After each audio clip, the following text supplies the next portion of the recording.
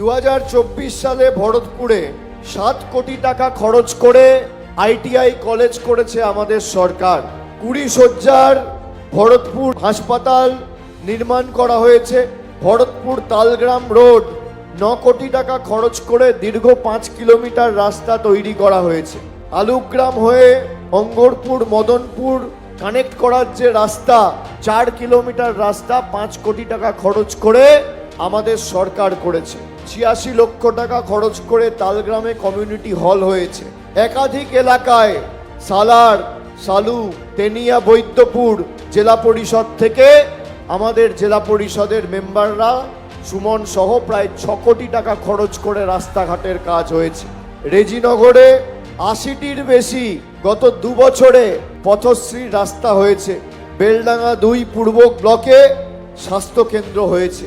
রেজিনগরে বাংলা আবাস যোজনায় 10,000 গরিব মায়েরা ভাইয়েরা পরিবারের সদস্যরা রাজ্য সরকারের মারফত গত 2 বছরে বাংলার বাড়িতে 1,20,000 টাকা করে পেয়েছেন। ভরতপুর বিধানসভায় 10,451 জন বাংলায় বাড়ি পেয়েছেন। লক্ষ্মীর ভান্ডার মায়েরা আছেন, রেজিনগরে পেয়েছেন 93,000 আর ভরতপুরে পেয়েছেন 91,000, এখনো পাচ্ছেন। খাদ্য সাথী এখানে রেজিনগরের ক্ষেত্রে 3,56,000 গরিব ভাইয়েরা মায়েরা প্রত্যেকে বিনামূল্যে প্রতি মাসে রেশন পেয়েছেন, এখনো পাচ্ছেন। আর ভরতপুরের ক্ষেত্রে 3,94,000 জন খাদ্য সাথীতে এখনো উপকৃত হয়ে চলেছেন। কৃষক বন্ধু রেজিনগরে 48,000 আর ভরতপুরে 67,000 জন আর্থিক সাহায্য পেয়েছেন। এবার আসি যুব সাথী, 19,000 জন রেজিনগরে যুব সাথীতে 1,500 টাকা পেয়েছেন। আর ভরতপুরে 25,000 জন ইতিমধ্যেই যুব সাথীতে 1,500 টাকা করে পেয়েছেন।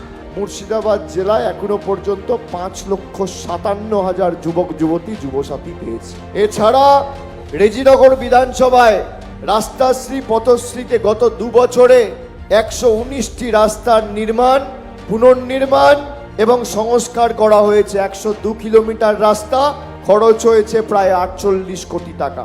আর ভরতপুরে পথশ্রী 3-4-এ প্রায় 90টি রাস্তা তৈরি করা হয়েছে, সংস্কার করা হয়েছে। প্রায় 95 কিলোমিটার রাস্তা খরচ হয়েছে প্রায় 45 কোটি টাকা। আপনাদের দীর্ঘদিনের দাবি বাবলা নদীর উপর লোহাদহ ঘাটের ব্রিজ। আমি কথা দিয়ে যাচ্ছি, মুর্শিদাবাদে তৃণমূল কংগ্রেসের জয়ের পরে আমরা নিশ্চিতভাবে আপনাদের এই দাবিকে অগ্রাধিকার দিয়ে দেখব এবং যত দ্রুত সম্ভব সমীক্ষা করে কাজ শুরু করা হবে।